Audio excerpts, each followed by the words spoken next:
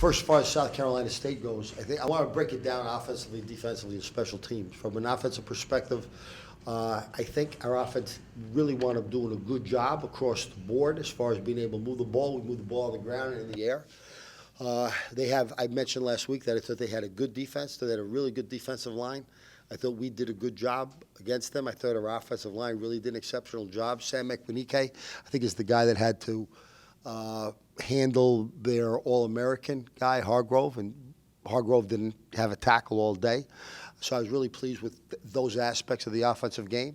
From the defensive perspective, I said earlier in the season, I really believe that our defense is significantly improved than what we've been in the past.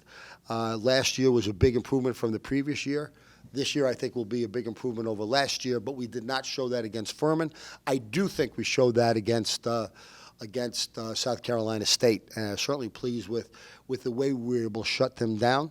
And from a special teams perspective, Evan came along as a punter. He certainly did a good job, and I think special teams across the board want to make some noise. They were the positive things, okay? From negative perspective, when I look specifically at what happened with regard to the offense, there were too many times we got a good field position because of special teams and defense, and we had plenty of we were in the red zone 10 times. And we've got to make sure that we're scoring when we're inside there. And there were too many times when we got stopped, but not because of anything great that South Carolina State necessarily did. We shot ourselves in the foot. We have never had as many penalties since I've been here. Those were real issues for me. And clearly, we can't play like that and expect to be able to really do a good job and compete at the national level if we're going to keep shooting ourselves in the foot. So our offense has to be able to clean that up. Our offensive staff and our players are well aware of that. From a defensive perspective, again, I was pleased with the defense across the board, but because of the score, we were able to get a lot of our guys. Everybody that was there had a little bit of playing time, and we had too many breakdowns with some of our younger guys. That shouldn't have happened. Our younger guys, because of the way we're organized, especially on defense, get plenty of time, get plenty of reps. They get plenty of opportunity to understand their job and practice, and we had too many breakdowns. They were bad bust, and we started to miss tackles. Now, the first unit didn't have bust, and they weren't missing tackles. The second, third unit, though, did, and clearly that's got to get fixed. From a special teams perspective, we had at least 3 significant penalties that brought back big gains and gave us another 45 yards in penalties. So clearly that stuff can't happen. So with regards to our discipline and poise, I expect our guys to be physical. I expect them to be disciplined. I expect them to be poised. We weren't as disciplined and as poised as we need to be, and that could cost us a game or 2 or 3 in the season. We got to make sure that's not going to happen going forward. I have no doubt our staff as well as our players will address that, and I have no doubt we will improve in those areas. With regards to Western Illinois, they've been a playoff team in the past. They're part of the Missouri Valley Conference, which has been for the last few years, the toughest FCS conference in the country. They're very, very competitive in that. It's going to be our most competitive game to date. They have on offense. It's tough to be able to really get a real sense of them on film because their first game against Eastern Illinois, they handled Eastern Illinois. They won that game relatively easily. And then Illinois kind of controlled the game in the second game. So one game was in control too much one way. One game was a little bit too much out of control the other way. So it's tough to get a real feel in terms of their bread and butter and what they're really, really good at. Their offense, though, they certainly have the ability. Their quarterback is very, very good. He's a preseason all-conference player. They have one of the better receivers, I think, in the country. He gained over 1,000 yards a year or so ago. He's also returned punts and kicks from this year. He's done well. He's clearly a go-to guy for them. There's a lot of experience then between the receiver and the quarterback. And they've got some offensive linemen that we think are very, very good and experienced from a year ago. And whether or not they have real ability to balance run and pass, we're just not sure yet. But we got to be prepared for both. On a defensive perspective, they have good guys. They're physical. They'll get to the ball. They'll get their interceptions. They will hit you. They'll try to mix up coverages and pressure. but they'll do a good job. And with regards to special teams, they're actually very, very good. They give you a lot of things to work on with regards to their structure, and that receiver number 7 is returning punts and kicks is always a threat. So we'll have our work cut out for us. I have no doubt that they're going to be ready to go. I know this will be a big game for them. It's a big game for us. We're looking forward to playing our first game at home. What else can I help you with?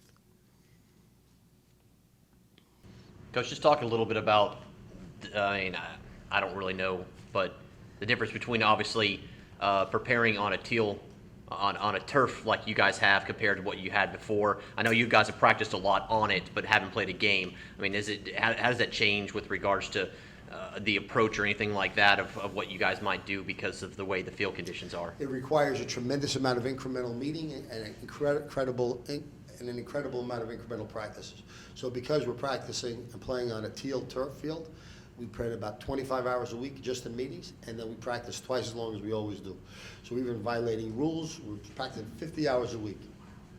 Or there is no change whatsoever, and it's the latter. There's no change whatsoever on that, Brandon. We're on a turf field. The fact that it's teal, the fact that it's purple, the fact that it's green is irrelevant.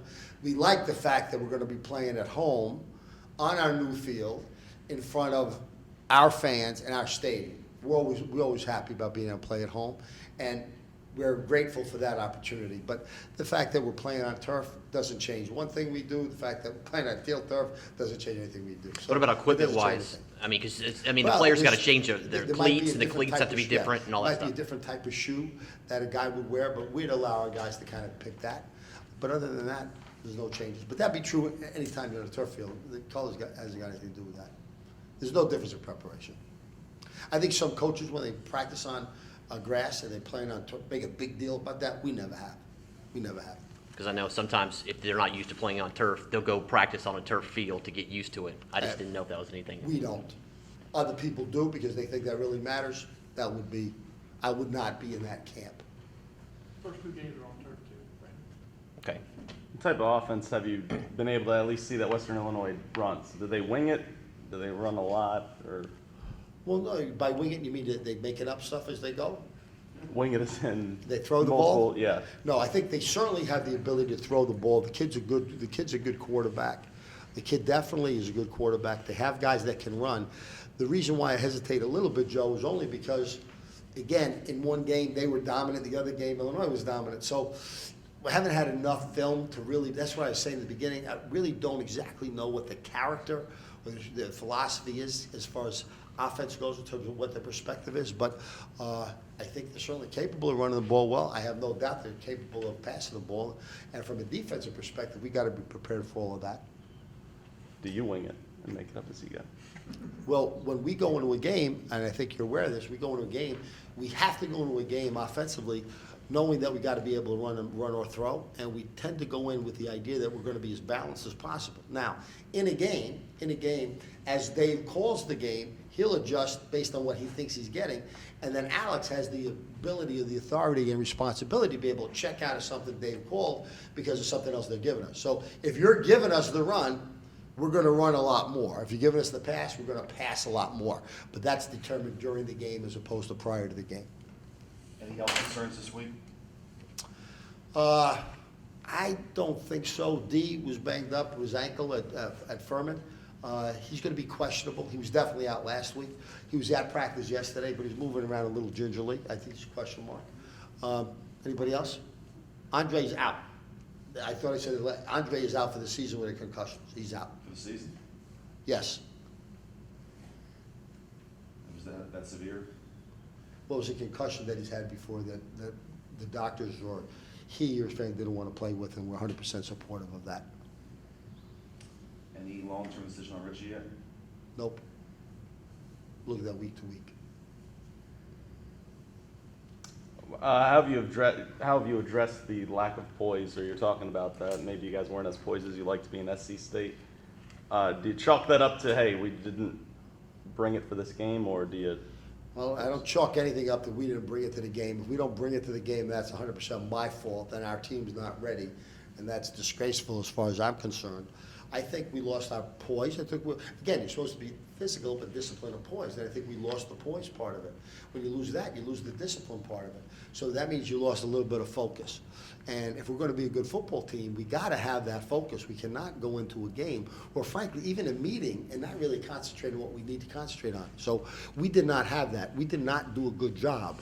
And again, I thought we were playing hard. I thought, the defense was doing a good job.